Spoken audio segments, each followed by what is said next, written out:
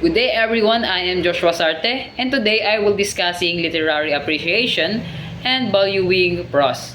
So this topic focuses on how readers understand, analyze, and value literary works such as story, poems, and plays. So at the end of this presentation, we are expected to first define literary appreciation and explain its significance in understanding literary works. Second, identify and describe the elements, approaches, and the stage of literary appreciation. And third, demonstrate understanding of literary appreciation by applying critical thinking when analyzing literary texts. So now let's move on to the introduction. So, literary appreciation is the ability to understand, value, and analyze literature. So, it includes different forms of literature such as poetry, prose, and drama. So, through literary appreciation, reader can see literature as a reflection or imitation of real life.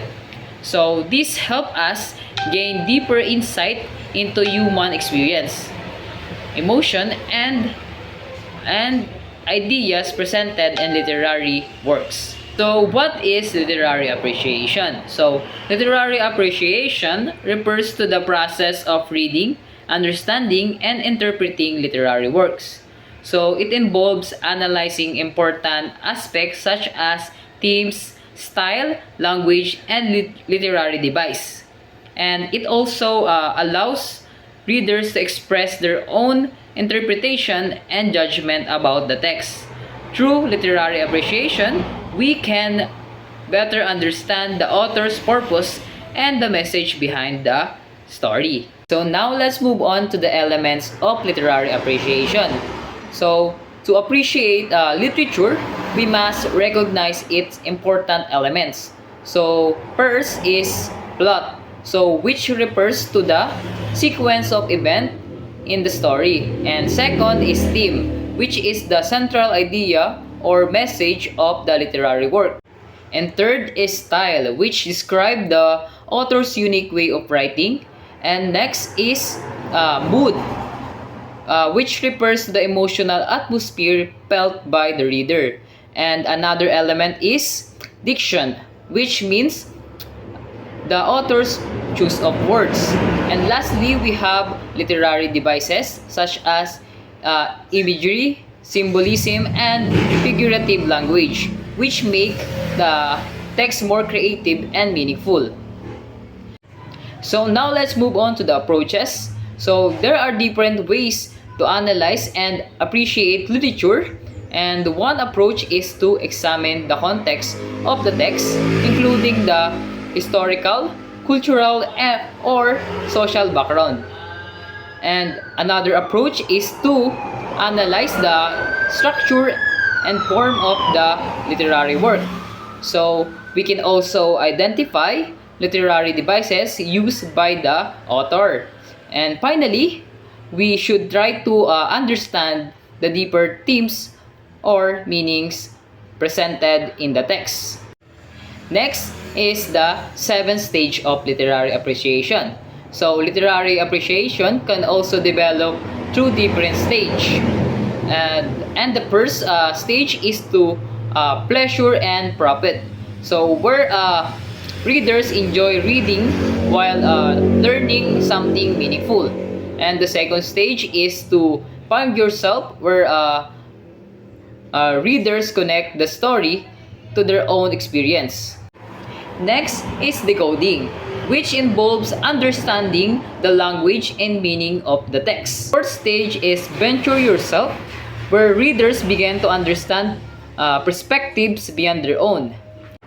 And the fifth stage is variety and reading, where readers explore different types of literary works.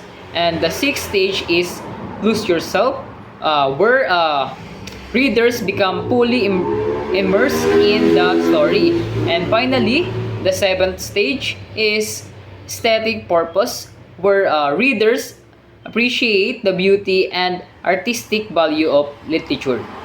So now let's move on to the skills and strategy. So there are also important skills and strategy used in literary appreciation.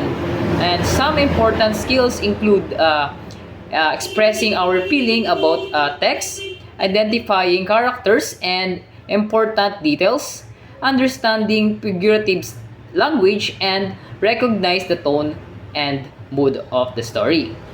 And some strategy that help develop literary appreciation including reading and writing activity, oral interpretation and dramatization, and engaging in creative discussion or artistic response. Now let's move on to the importance of literary appreciation. So, literary appreciation is important because it develops critical thinking skills, and it also improves language and communication ability. So, in addition, it encourages creativity and imagination, and most importantly, it makes reading more meaningful, enjoyable, and valuable for learners. In conclusion, literary appreciation help us discover deeper meaning in literary works. By understanding the elements, approaches, and the stage of literary appreciation, and reader can analyze literature more effectively. So, through this process, reading becomes a meaningful experience that reveals the beauty, wisdom, and life lesson found in literature.